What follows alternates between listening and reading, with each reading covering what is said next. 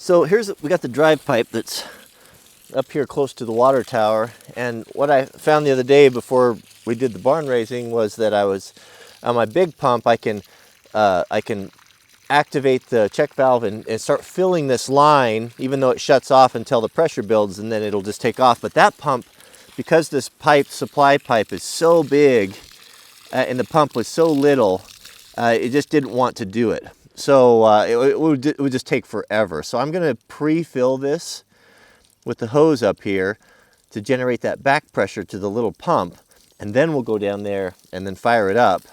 Let the air escape there. Interesting. Hydraulics are so fascinating.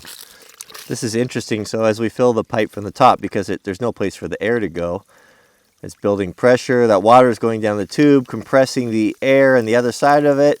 The air is pushing back, and it pushes out. That's basically the ram pump principle right there. So let's head down to the ram pump.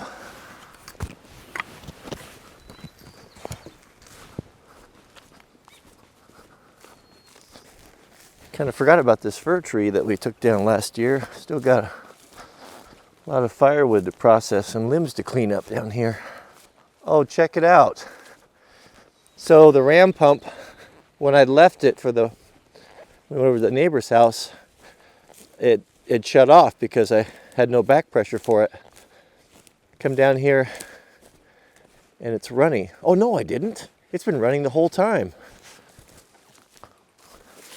That's right, I think I had the valve shut. I'll bet that thing's been running just up against the valve for, what, 2 days now. Fascinating. Oh, that's deep goopy.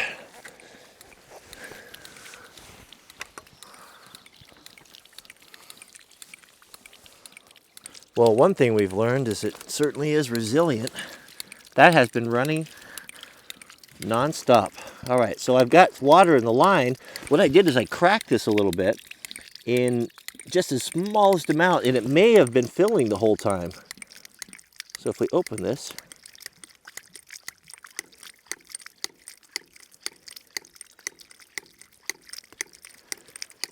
it looks like we have enough back pressure now. It may have filled itself up, I don't know. It's funny, when I opened that, it took on a whole different sound. I could really hear the harmonics, vibration going through the pipe. Wonderful. Just amazing.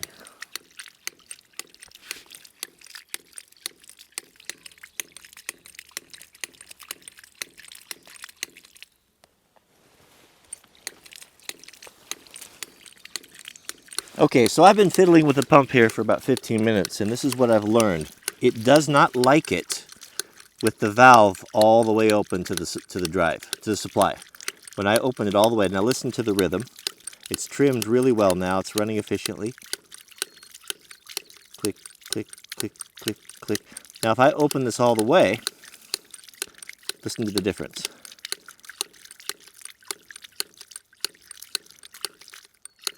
Slows down, very erratic, and will eventually stop like that. So what that's telling me, or what I think it's telling me, is that the pipe coming out, this is a 1/2-inch valve, the pipe coming out 3/4, it's too big.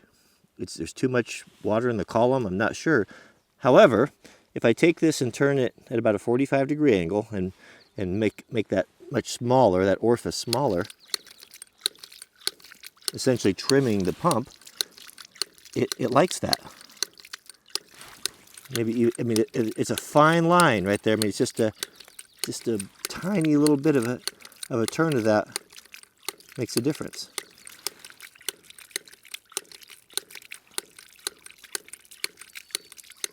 See that? So, what I learned from this. So I would say that to come out of this, if we come out with a 1/2-inch line instead of the 3/4, that would be probably better. However, if we can just control it with that valve there and use the one that's already here, well, that works. But time will tell. We'll have to see, is it still running tomorrow? Is it still running in a week from now? If it does, then we'll know. But I wonder, we need to go back up the top and see, has this little pump, has it pumped the water column all the way up to the top, and is it coming out of the pipe so we can measure it?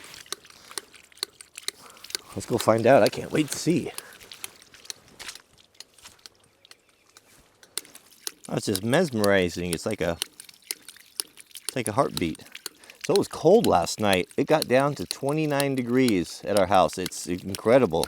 We have had frost this late before, so this is not unknown. This what happens when you live up in the mountains. But man, it was just so hot over when we were doing Jeff's place, and now we're in long johns and wool Pendleton shirts again for I had to dip into the cedar chest for our winter clothing. Unbelievable. It's warming up now. So I was thinking here, I wonder how many times do you think that this little check valve, these two check valves, they cycle if this were to run for a year?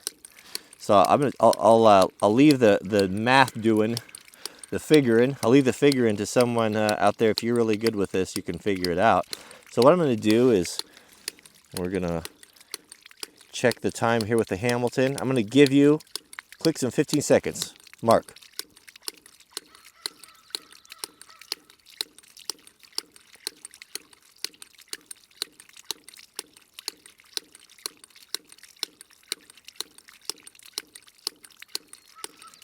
"30 cycles in 15 seconds. How many times will this little check valve, this brass check valve, open and close in a period of 1 year? We'll see who's got the big brain here. So put that in the comments, and we'll head up. Let's see how much it's pumping. So this is a nice benefit of the smaller pump. What I was hoping is that the pond, or the little retention area here, is full, backed up. The ram pump requires less water than's being supplied by the springs here, and you can see it spilling out over the top. That was not the case with my big one when early in the year when the rain stopped and the springs slowed down.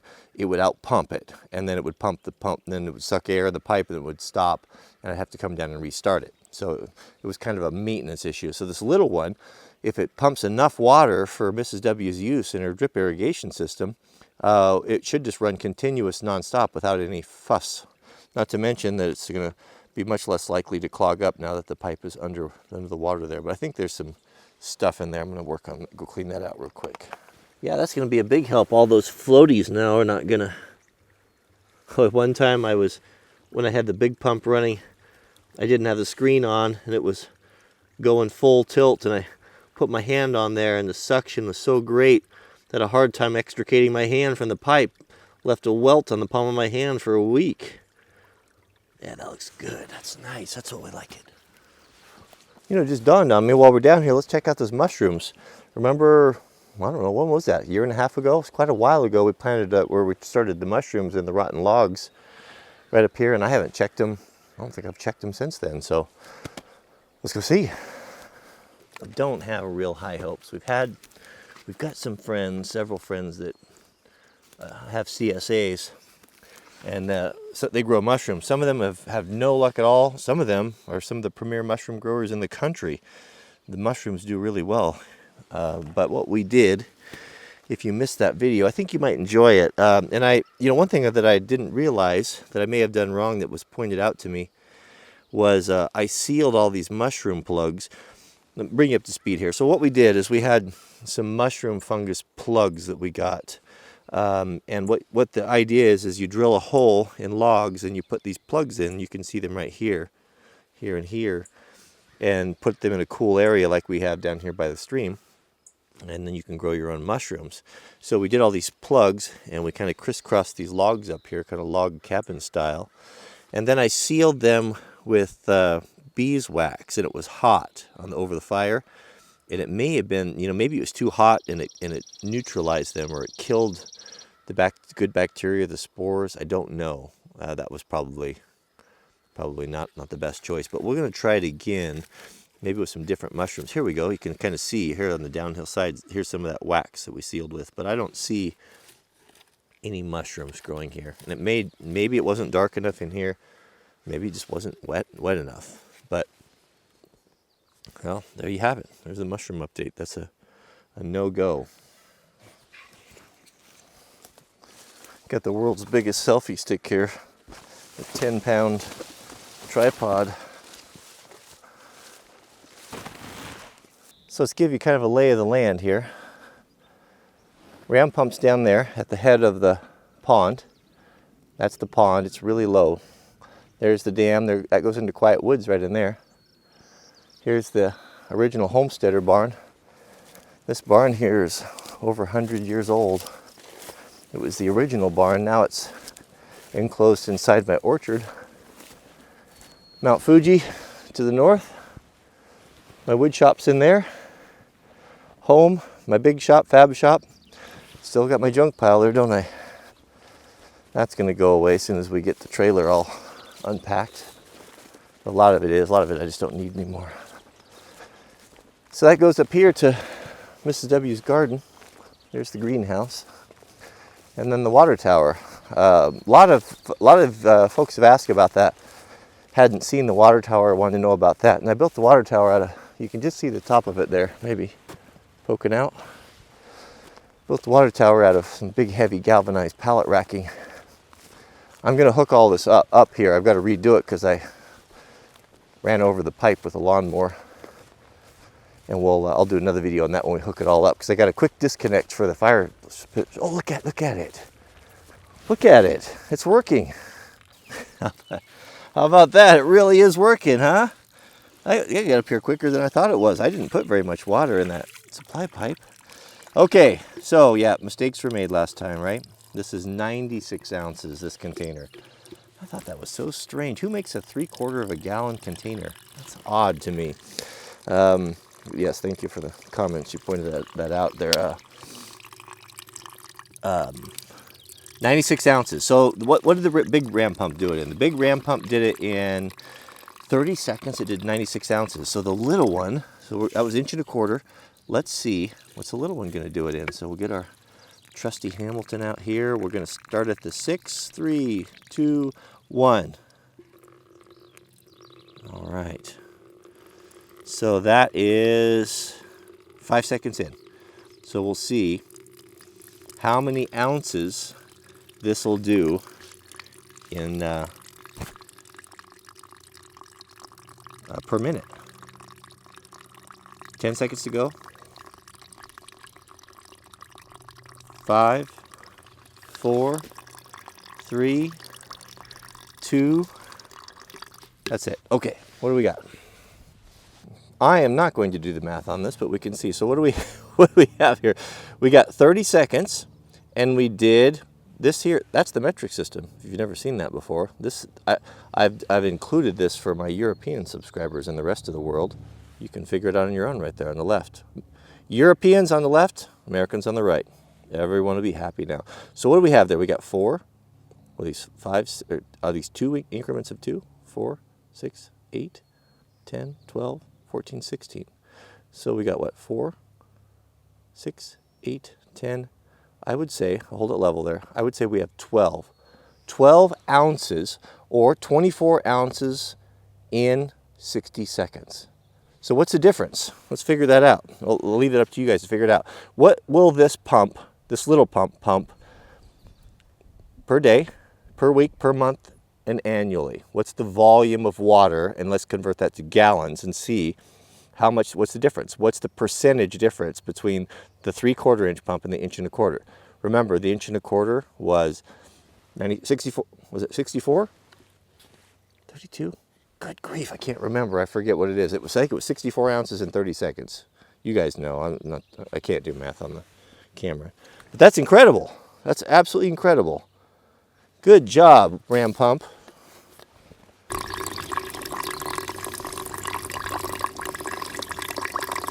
I can hear the keyboards clicking. I know the comment. I know they're coming in before I even read them. Wait a minute. What's up with that new knife you're carrying? That's not a Benchmade 940. And you're right, it's not. So why am I carrying this knife? Let's back up a little bit. So I think it was the day I did that video, uploaded video, when I was so happy and getting my, Mrs. W bought me my new knife for me. The folks at SOG Knives, you've all heard of them. You know, actually, Mrs. W, her favorite carry, the knife that she carries in her purse, is a SOG Flash 1. She's carried it since I got that knife way back in the day, back in the Wrangler barn days. It was a Nut and Fancy recommendation, and that is a fabulous knife. She loves it. I've tried to put lots of other knives in front of her. She won't have them. She likes that knife. She likes it small and lightweight and easy to open. But back to our story here. So sent me a nice email and said, hey, we want to send you a few things. Absolutely no strings attached. We just appreciate what you do. We want to get a couple knives in your hands. And I appreciate that. I don't do reviews on demand. And many of you may not know this. Well, I think most people are not that naive, but the majority of the videos you see, especially in the larger channels, when you get channels around 40, 50,000 subscribers, all the gear that they review on there, or the lion's share of it, is all it's all given to them. How it works is manufacturers start contacting YouTubers of that status and say, hey, we're going to send you gear. And usually on the smaller channels, it's just kind of a quid pro quo. We give you free stuff and you review our stuff positively. I don't do that. I will and continue to review gear that I've liked from companies that have contacted me for things that are really special, things that I really like. Small companies typically that I like to help out. But I receive on average anywhere from 3 to 5 offers a day for free product in addition to large sums of cash, and I won't do it. My channel will remain clean. I call that a clean channel that hasn't sold out to manufacturers and give a positive review in exchange for free gear. I won't do that. And I really appreciate from SOG, they sent me 6 knives. We had a good time yesterday. The box came, I didn't know what they were going to send, just a pocket knife or something. And so we all closed our eyes and opened it together, and everyone got to pick their own knife. And Jack picked a different one. I'm glad he didn't take this one. This one was my favorite. This one was my favorite of all of them. There was 3 of them that I really liked, but this one, and the funny thing about this knife, I'm getting completely off track, but I'm not doing this because there was some sort of an obligation. I'm doing it as a thank you, and I'm doing it because I've carried this all day yesterday and today, and I love this knife. And the funny thing about this knife, I would have never, ever bought this. I wouldn't have. I would have maybe seen it online or the catalog and just passed it off as something that I would never use. But sometimes I do like to, sometimes I carry a sheath knife. Because when I'm doing heavy work or working in the forest, I want a bigger knife. I want a big old Bowie style knife that I can get some work done with. And this, I'll tell you, man, this is a monster of a pocket knife, pocket clip knife. Clip knife. When I took this out, I thought, good grief, that's big. Full steel liners, a big heavy. Look at how heavy the blade is on it, and sharp. Of course, classic design.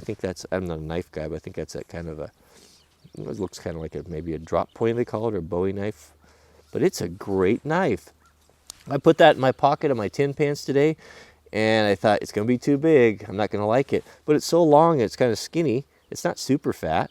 I've seen zero tolerances that were half this size that were fatter than that. I forgot all about it. And I reached there and it's there. So I thank you, SOG. I just wanted to share it with you and break it out. It's a really nice little knife. Speculate too, SOG. CKI Japan VG10. I think that's all good stuff. CKI Japan, I think they make some of the best knife makers. Some of the most beautiful knives I've seen have come out of there. But man, this is I like this knife. It's take that out there when you need to get some big work done that the little knives just won't do. But thanks to SOG for that. I wanted to share it with you, and that's it. We'll see you guys on the next video.